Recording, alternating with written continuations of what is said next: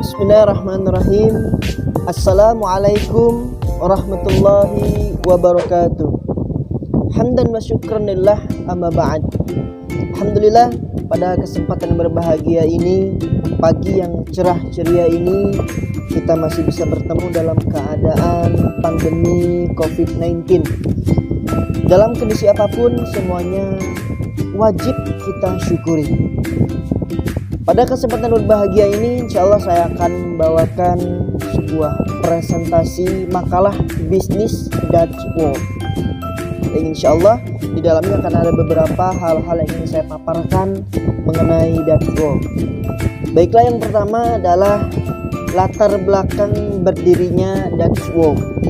Dutch World ini kalau kita maknai secara bahasa Indonesia adalah dunia perbebekan. Artinya semua yang ada di dalam Dutch World itu berhubungan dengan bebek. Jadi Dutch World ini berdiri pada tahun 2018. Pada tahun 2018 ayah saya sendiri memiliki ide. Dia membeli sebutir telur, bagaimana caranya bisa menjual 10 butir telur.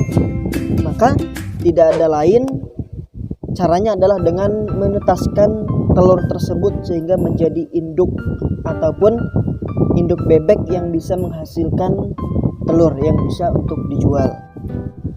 Berawal dari pemikiran tersebut, akhirnya ayah saya sendiri mencoba untuk membeli 10 telur, kemudian ditetaskan dengan cara menggunakan lemari yang hangat dan dikasih lampu. Di situ membutuhkan waktu kurang lebih 27 hari dari butir telur menjadi sebuah meri atau anak bebek. Kemudian setelah menjadi anak bebek tersebut membutuhkan waktu kurang lebih selama 6 bulan lamanya untuk bisa menghasilkan telur. Jadi bebek yang sudah berumur 6 bulan terhitung dari dia masih meri atau anak bebek sampai dia menghasilkan telur, itu lama waktunya kurang lebih selama 6 bulan. Jadi selama itulah bisnis ini mulai dikembangkan setelah berhasil menetaskan telur, kemudian sampai induk bebek yang dari asal telur tadi menghasilkan telur, terus bergulir. Ada yang telur dijual, ada yang telur ditetaskan untuk menjalankan roda ekonominya. Kemudian setelah itu ada yang namanya keunggulan usaha. Jadi Dutch World ini memiliki beberapa keunggulan dari peternak-peternak bebek lainnya. Yang pertama, memiliki potensi yang sangat besar. Kenapa saya katakan potensi yang sangat besar? Karena Dutch World ini memiliki banyak varian. Kalau kita melihat dari jangka panjang, dari mulai pembelian telur bebek sampai dia menghasilkan telur lagi, banyak hal-hal yang bisa dijual, bukan hanya telurnya saja. Jadi potensinya insya Allah sangat besar dan berjangka panjang. Yang kedua, keunggulan dari usaha kami adalah memiliki banyak varian dalam penjualan, baik nilai dari telur bebek itu sendiri sampai dengan olahan daging bebek.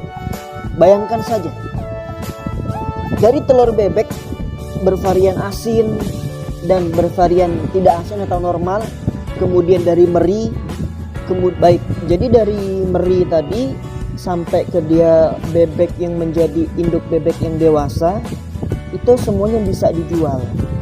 Bahkan dari kotoran bebek itu sendiri bisa menjadi pupuk, dan dari bulu bebek yang hasil dari bebek yang setelah disembelih tadi bisa menghasilkan sula jika disusun. Kemudian setelah itu, hal yang menjadi keunggulan dari usaha kami ini adalah menarik banyak pelanggan. Istilahnya yang menyukai tentang ini bukan hanya dari kalangan anak-anak, tapi juga dari kalangan orang tua dewasa, bahkan dari kalangan yang manula, yang sudah berumur ke atas. Jadi insya Allah dari keunggulan yang beberapa kami sampaikan ini bisa menjadi acuan ataupun pegangan bahwa bisnis ini akan maju ke depan dengan beberapa keunggulan yang tidak dimiliki oleh peternak-peternak bebek yang lainnya. Baik, yang selanjutnya adalah yang menjadi keunggulan daripada bisnis Datsur ini adalah pembelian didasarkan pada kebutuhan bisnis. Jadi ada beberapa orang yang membeli anak bebek meri ataupun membeli induk bebek yang siap bertelur, kemudian mereka jadikan perputaran ekonomi, jadikan bisnis. Itu pun ada. Kemudian ada yang membeli dari produk kami ini untuk dijadikan konsumsi. Dan tidak sedikit yang datang ke rumah beli daging bebek, beli bebek, telur bebek memang untuk dimakan, memang mereka suka, ataupun menjadikan telur atau daging bebek itu untuk dimakan sendiri, itu pun ada. Kemudian ada juga yang membeli dari produk kami atas landasan hobi, karena mereka hobi berternak bebek, hobi menetaskan telur bebek. Jadi bukan hanya sekedar kebutuhan, oh saya pengen makan bebek, bukan hanya sekedar kebutuhan, oh saya suka, emang hobi saja, enggak. Tapi memang 3 paket ini bisa didapatkan dengan komplit. Bisnis dapat, makan bisa, hobi dapat. Tiga-tiganya sangat bisa dikembangkan semuanya. Istilahnya tidak akan ada hal yang sia-sia ataupun mubazir begitu saja. Yaitu dari keunggulan bisnis Datsur dari yang kami sampaikan. Kemudian ada di sini poin selanjutnya adalah produk yang disediakan. Nah, di sini Datsur memiliki banyak produk yang bisa dijual, yang disediakan untuk bagi para pembeli, customer. Yang pertama ada di dalam kandang. Ya. Di dalam kandang ini kita menyediakan kurang lebih ada 6 produk yang kami sediakan. Yang pertama ada telur bebek biasa. Jadi telur bebek biasa ini tidak kita olah ataupun tidak kita asinkan, sehingga rasanya pun masih normal seperti telur bebek biasa. Dan kami memiliki normal price, artinya harga yang normalnya itu Rp3.000 per butir. Kemudian ada telur bebek asin. Telur bebek asin ini dari telur bebek biasa kita olah menjadi asin, rasanya membutuhkan waktu kurang lebih selama 5 hari pengolahan telur bebek biasa menjadi telur bebek asin. Makanya harganya agak sedikit tinggi, itu per butirnya Rp4.000. Kemudian ada meri atau anak bebek. Jadi bagi para customer, bagi para pelanggan yang ingin membeli, kita pengen coba ternak nih, kita pengen nyoba, kita sediakan anak bebek yang sudah netas telurnya. Jadi kita sediakan, kita kasih budget harga per ekornya Rp25.000. Ini masih kecil. Kemudian selanjutnya ada induk bebek jantan ya. Jadi bebek ini dari telur yang sudah kita tetaskan, ada yang menjadi bebek betina, ada yang menjadi bebek jantan. Bebek jantan ini biasanya tidak terlalu kita prioritaskan karena dia tidak bisa menghasilkan telur. Butuh memang tapi tidak banyak. Jadi induk bebek jantan ini kita jual biasanya bagi para warung-warung makan, pecel lele, Lamongan, biasanya mereka mencari daging bebek. Nah, kami biasanya menjualnya dengan harga Rp65.000 per ekor hidup. Ya, kemudian ada induk bebek betina. Nah, induk bebek betina ini harganya lebih mahal daripada yang jantan karena dia bisa menghasilkan telur. Jadi induk bebek betina kita hargai Rp75.000 per ekor. Kenapa lebih mahal dari bebek jantan? Karena dia bisa menghasilkan telur. Kemudian di dalam kandang juga kita menyediakan daging bebek yang siap masak. Nah, artinya bagi para pelanggan yang kita pengen pesen nih, tapi kita maunya sudah siap untuk dimasak gitu. Bahkan bulu-bulunya sudah dibersihkan. Ada, kita siapkan. Sudah dipotong, bulunya sudah dibersihkan, Jadi sampai rumah tinggal dipotong-potong lagi dan siap untuk dimasak. Nah itu biasanya kita sediakan budgetnya seharga 85.000 per ekor. Nah, itu di dalam kandang. Kemudian kita juga menyediakan menu di dalam restoran ya, sebanyak ada namanya. Nah selanjutnya kita menyediakan juga ya menu di dalam restoran. Yang pertama ada bebek bakar.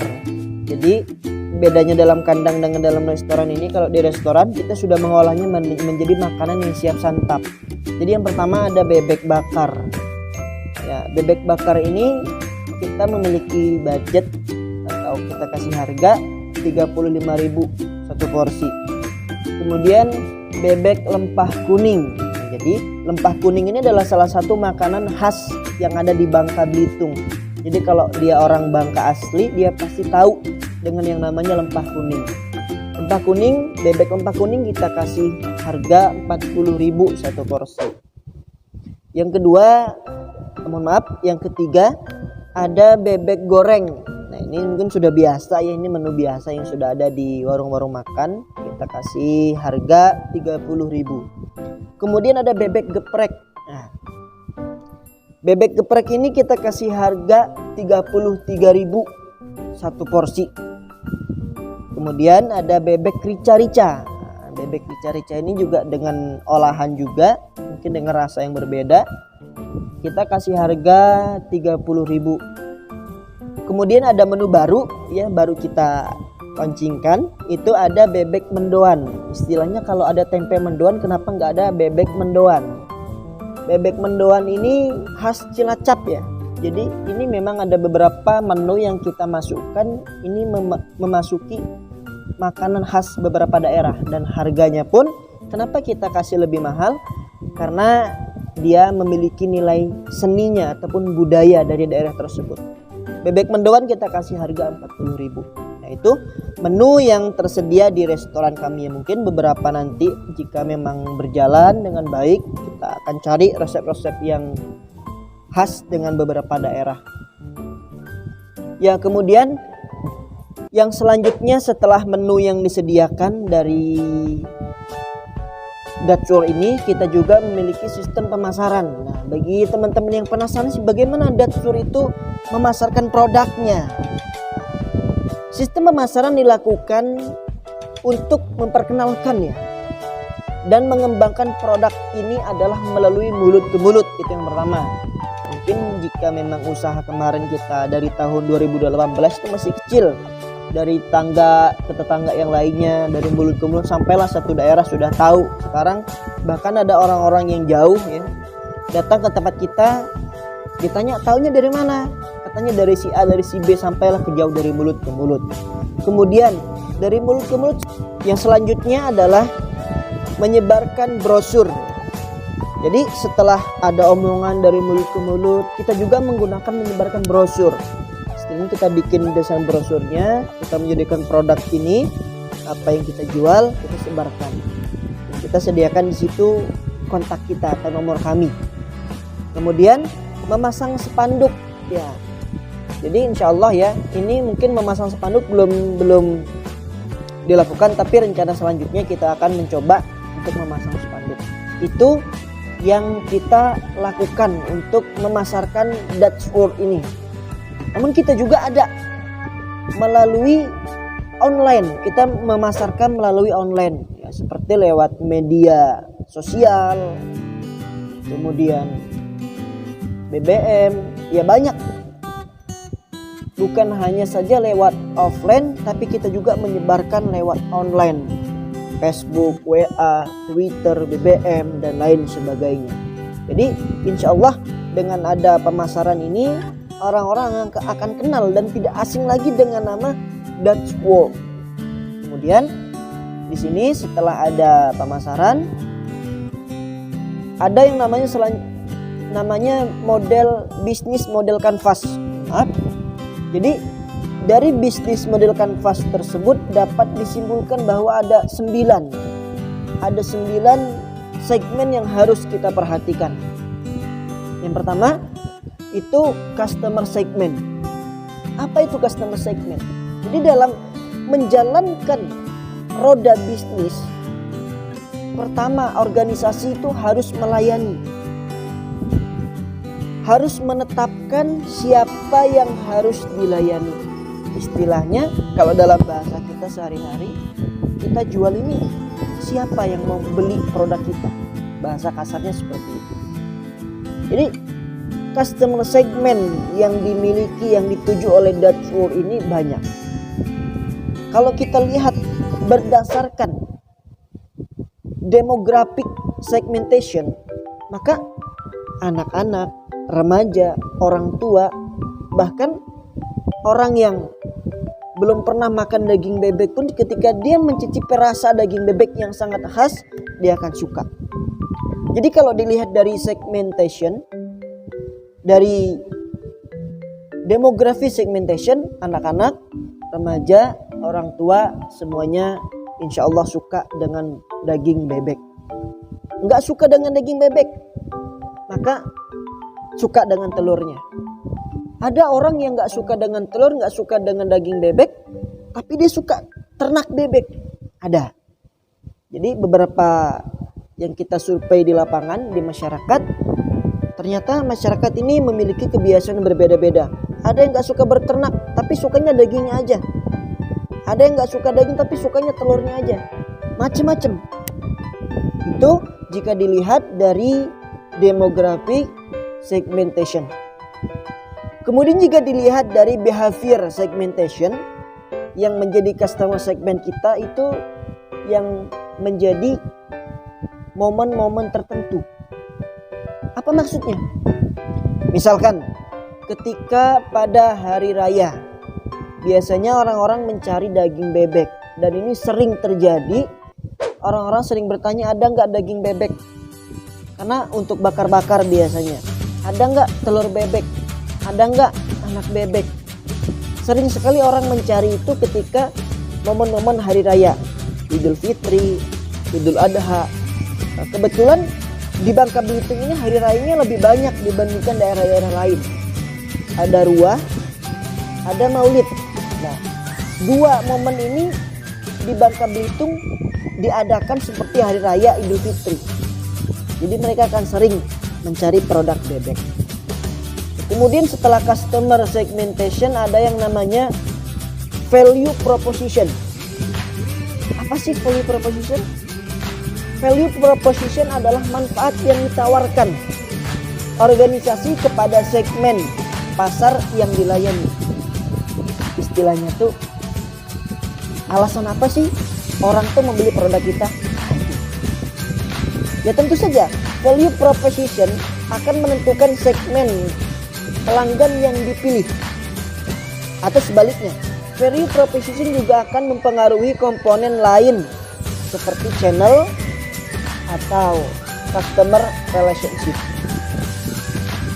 Value proposition memiliki beberapa bagian. Bagian yang pertama ada kelebihan produk. Kelebihan produk kita tuh apa sih dari produk-produk yang lain? Ya, yang pertama, yang kita sudah ketahui secara pasti ya, bahwa daging bebek ini memiliki rasa yang khas. Beda dengan daging ayam, beda dengan daging kambing, daging sapi, tapi daging bebek memiliki rasa yang khas. Kemudian, daging berasal dari kandang sendiri. Ya, Dutch World menyediakan daging bebek memang berasal dari kandangnya sendiri. Istilahnya, kita nggak membeli bebek kemudian kita jual lagi, nggak. Kita nggak tahu itu bebek dikasih makan apa, cara ternaknya seperti apa, tapi kita memang menyediakan daging yang berkualitas. Ini dagingnya, ini kandangnya, ini bebeknya, seperti ini keadaan yang ada pada kandang kami. Jadi tidak ada hal yang kita tutup-tutupi, tidak ada, semuanya murni, semuanya insya Allah berkualitas. Terjamin kesegarannya, terjamin sehat, dan insya Allah terjamin aman. Kita sembelih dengan kata bismillah, kita kerjakan dengan penuh dan mengharap keikhlasan, mengharap keridhaan Allah Subhanahu wa taala. Insya Allah banyak barokah. Kemudian yang menjadi kelebihan dari produk kami adalah tersedia penjualan dari telur sampai induknya. Nah, Ini juga menjadi keunggulan. Karena ada beberapa peternak bebek yang hanya menjual telurnya saja. Ada beberapa peternak bebek yang hanya menjual dagingnya saja. Ada peternak bebek yang hanya menjual anak bebeknya saja. Tapi di Dutch World menyediakan semuanya. Anda butuh telur, kami sedia. Anda butuh daging, kami sedia. Anda butuh anak bebek, kami sedia. Anda butuh semuanya borong, kami sedia. Dan jikalau beli di kandang kami, insya Allah akan free bimbingan untuk ekosistem kandang bebek. Karena nggak sembarangan. Ternak bebek itu nggak sembarangan. Susah-susah gampang. Tapi jikalau ada bimbingan, ada arahan, insya Allah tidak akan ada masalah. Kemudian setelah kelebihan produk, kita juga memiliki manfaat produk. Jikalau berbicara manfaat, ini sudah jauh pembahasannya. Apa sih manfaat dari daging bebek? Apa sih manfaat dari telur bebek? Kita bahas. Yang pertama, akan meningkatkan daya tahan tubuh. Bebek adalah sumber protein dan selenium yang baik. Ya, bagi Anda para dokter hewan atau dokter yang mengetahui tentang kandungan daging, telitilah daging bebek. Insya Allah akan banyak proteinnya. Jadi bagi orang-orang yang ada sakit, ada penyakit, kekurangan protein, insya Allah dengan mengkonsumsi daging bebek, proteinnya akan kembali dan akan menyehatkan badan. Kemudian menjaga kesehatan tulang. Nah, bagi teman-teman atau bagi semua yang melihat video ini yang punya penyakit keropos tulang, bisa mengkonsumsi daging bebek secara rutin. Insya Allah tulangnya akan kuat dan sehat. Kemudian selanjutnya menyehatkan jantung. Masya Allah, Allah memberikan banyak nikmat sekali kepada kita. Fabi ayyi ala'i rabbikuma tukadziban. Nikmat mana lagi yang kita sia-siakan? Bebek bisa menyehatkan jantung. Jadi bagi teman-teman yang punya penyakit jantung, lemah jantung, sering-seringlah makan daging bebek. Insya Allah dengan usaha makan daging bebek, banyak berdoa, Allah akan menyehatkan jantung kita dengan wasilah daging bebek. Kemudian yang selanjutnya manfaat dari daging bebek itu apa? Mendukung kesehatan kelenjar tiroid. Nah, insya Allah daging bebek juga bisa menyehatkan kelenjar tiroid. Jadi bukan hanya menyehatkan tulang, menyehatkan jantung, kelenjar tiroid juga bisa disehatkan dengan izin Allah tentunya. Kemudian sebagai sumber energi, bebek juga bisa membuat orang menjadi kuat. Bagi teman-teman yang jarang olahraga nih, ketika kerja berat, aduh lemes, cepat lemes, makan daging bebek, makan telur bebek, insya Allah semuanya akan menjadi sehat atas izin Allah Subhanahu wa Ta'ala. Kemudian manfaat produk kami juga memperbaiki jaringan tubuh yang rusak. Nah, bagi teman-teman yang pernah jatuh dari motor, bagi teman-teman yang pernah jatuh dari tangga, yang pernah jatuh dari pohon, atau yang pernah jatuh dari sungai, daging bebek bisa memperbaiki jaringan tubuh yang rusak. Namanya jaringan, otak juga banyak jaringannya. Insya Allah akan membuat orang menjadi pintar. Ya, itu manfaat produk dari Dutch World. Masya Allah banyak sekali manfaatnya untuk kesehatan kita. Selain kita puas makan, kita hobi ternak, kita bisniskan daging bebek, kesehatan juga kita dapatkan. Apalagi ya. Kemudian setelah manfaat produk, kita juga memiliki alasan kenapa harus memilih produk kami. Dan bagi teman-teman bertanya, kenapa sih kita harus beli ke Dutch World? Kenapa nggak ke peternak bebek yang lain? Ini alasannya. Yang pertama, dijamin amanah. Insya Allah di rumah yang semua mengolah, insya Allah tidak meninggalkan sholat. Dan kemudian insya Allah kita amanah. Istilahnya amanah adalah hal yang harus kita jaga, kepercayaan para pelanggan. Insya Allah Dutch World memiliki karyawan dan beberapa pekerja yang amanah. Kemudian bergaransi. Ada garansinya. Peternak mana yang siap mengasihkan garansi? Dutch World mengasih garansi. Jika tidak sesuai bisa dikembalikan.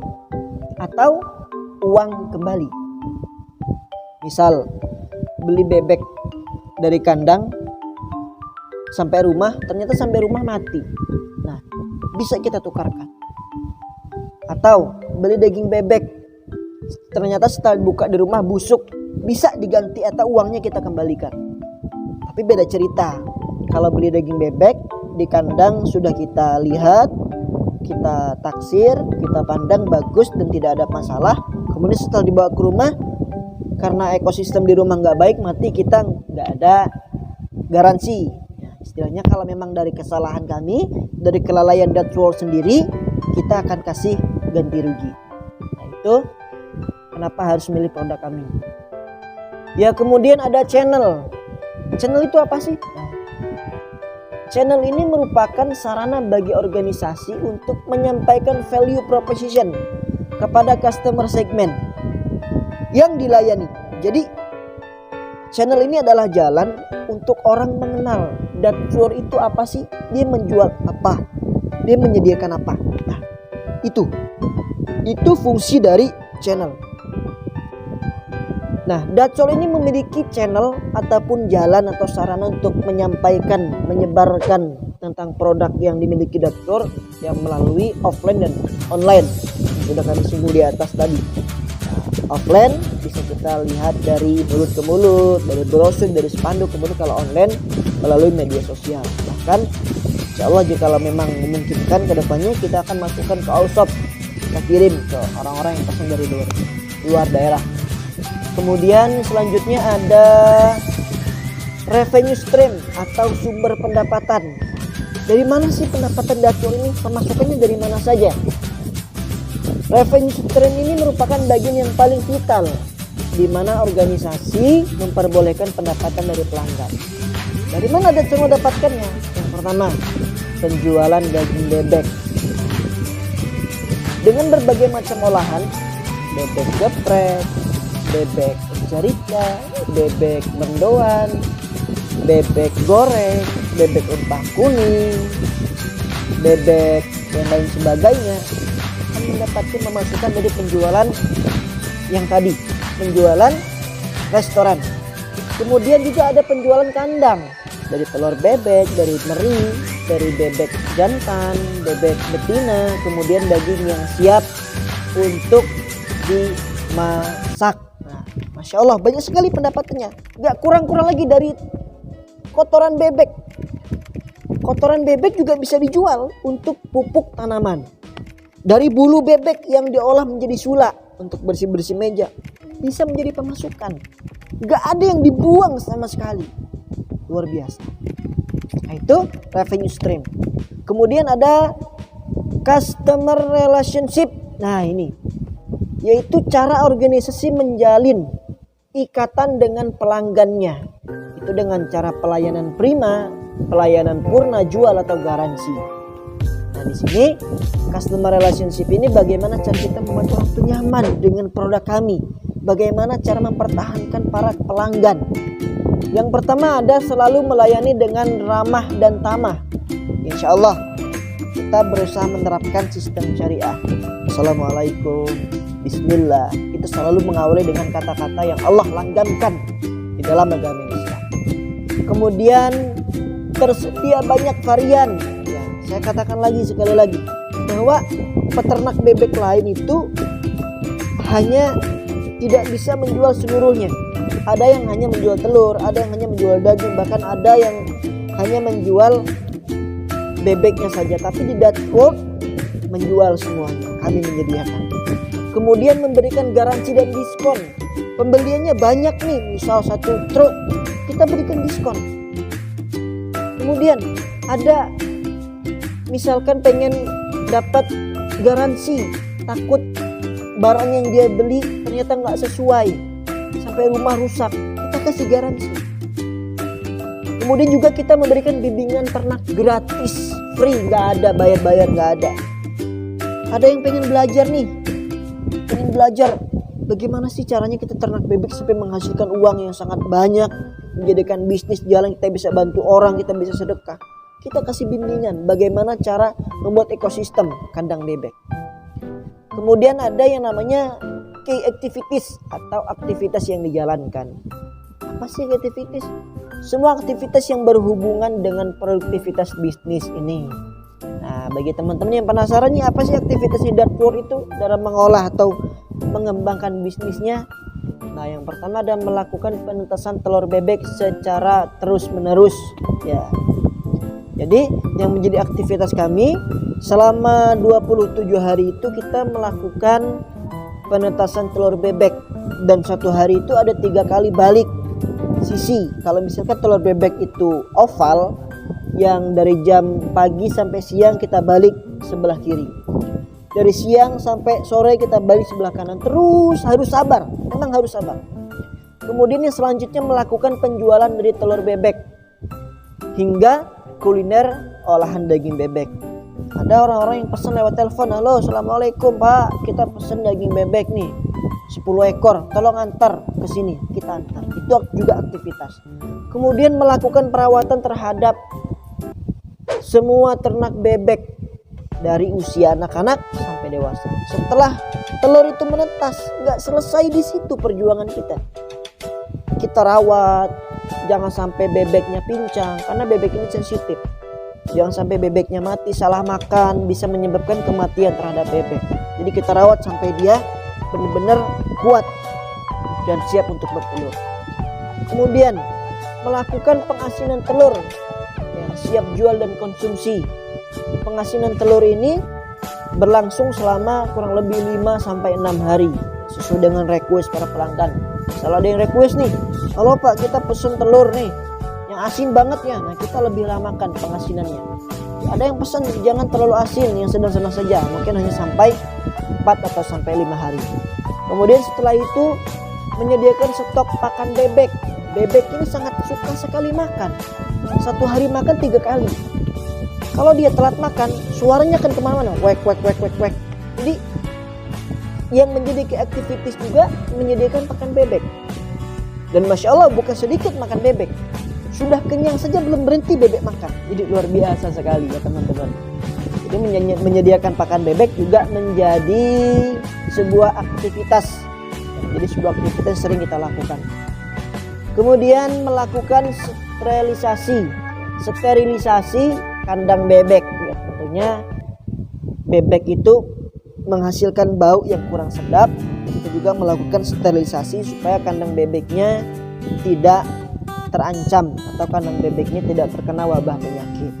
Kita juga harus memperhatikan ekosistem kandang bebek.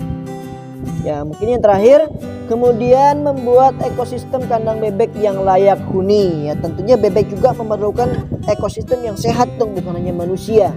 Bebek juga memerlukannya. Jadi itu adalah beberapa aktivitas yang kita lakukan di Dutch. Kemudian ada key research. Key research ini adalah sumber daya. Jadi Dutch ini juga memiliki sumber daya yang selalu melakukan pengontrolan pengembangbiakan bebek.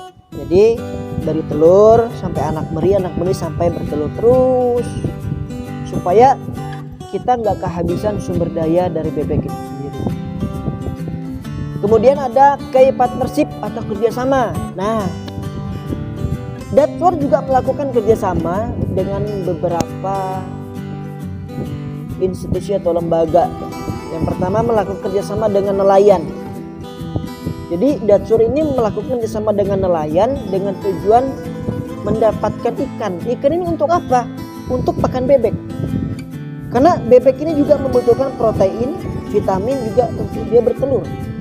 Gak bisa kita berternak bebek hanya kita kasih makan nasi, kita kasih makan dia suruh nyari sendiri, gak bisa. Tapi memang kita mencoba untuk mengasih yang terbaik sehingga menghasilkan yang terbaik. Ikan adalah salah satu makanan yang sangat bervitamin dan berprotein tinggi untuk bebek. Makanya jikalau telat ngasih ikan, bebeknya akan mogok bertelur, ngambek dia. Kemudian melakukan kerjasama dengan pencari kayu rambia, pembuatan dadak pakan. Jadi kebetulan Dutch ini membuat pakan bebeknya sendiri. Dia nggak pesan ke orang lain, nggak, tapi kita memang membuat dan menggiling sendiri supaya tidak ada bahan-bahan kimia yang tercampur, sehingga bebek dan telur bebek itu terkontaminasi dengan bahan-bahan kimia. Luar biasa, bukan? Yang selanjutnya ada melakukan kerjasama dengan penjual jamu, warung-warung sekitar dan pasar untuk melakukan penjualan. Telur bebek juga bisa dijadikan sebagai jamu atau obat kuat, jamu kuat. Bagi yang kerja capek, nah biasanya bikin jamu tuh. Salah satu bahannya adalah telur bebek. Kemudian bekerjasama dengan warung sekitar. Telur yang sudah diasinkan, insya Allah dia akan tahan lama. Kita titipkan di beberapa warung, insya Allah dalam waktu dekat akan segera habis. Dan pasar juga kita jual di sana, di pasar. Jadi insya Allah ada beberapa hal yang bisa kita jadikan tempat penjualan. Kemudian yang terakhir, melakukan bersama dengan para petani yang membutuhkan pupuk kandang bebek. Nah ini, jadi para petani juga mengadakan bersama dengan kita. Mereka butuh pupuk kandang untuk tanaman cabai, tanaman semangka, tanaman timun dan lain sebagainya. Jadi semuanya terjual habis. Nah itu, jadi KIPAT Persibnya melakukan kerjasama dengan nelayan untuk mendapatkan pakan ikan, kemudian melakukan bersama dengan pencari kayu rambia, kemudian kerjasama dengan para penjual jamu, warung terdekat bahkan pasar, dan juga melakukan kerjasama dengan para petani untuk kita jual kotoran bebek. Baik, yang terakhir ada cost structure atau biaya produksi. Nah, di sini kemudian bisa dikatakan modal ya teman-teman. Modal awal, Datsur memiliki modal awal yang nggak cukup besar, hanya membeli 10 butir telur yang dia tetaskan, kemudian perawatan anak bebek sampai menjadi bebek yang bertelur. Kemudian juga ada biaya operasional. Biaya operasional ini untuk mencari pakan, untuk penjualan telur bebek, mengantarkan pesanan dan lain sebagainya. Juga ada biaya tetap. Jadi beberapa biaya ini bisa kita hitung dan kalkulasikan, insya Allah Datsur tidak terlalu memiliki banyak pengeluaran. Insya Allah kalau sudah menghasilkan telur, maka ekonomi akan berputar. Insya Allah semuanya berkah. Baiklah, mungkin sudah selesai pemaparan tentang Datsur. Ya, bagi teman-teman yang berminat, bagi teman-teman yang ingin mencoba pesan atau pengen coba ini gimana rasa daging bebek, ya bisa hubungi kami di Datsur dengan nomor handphone atau WA 0856 0999 4158. Kami tunggu pesanannya, kami tunggu orderannya, insya Allah semuanya berkah dan barokah. Terima kasih atas perhatiannya. Mohon maaf apabila ada kata-kata yang salah, apabila ada lidah yang keselio. Kepada Allah saya mohon ampun. Terima kasih, saya akhiri. Assalamualaikum warahmatullahi wabarakatuh.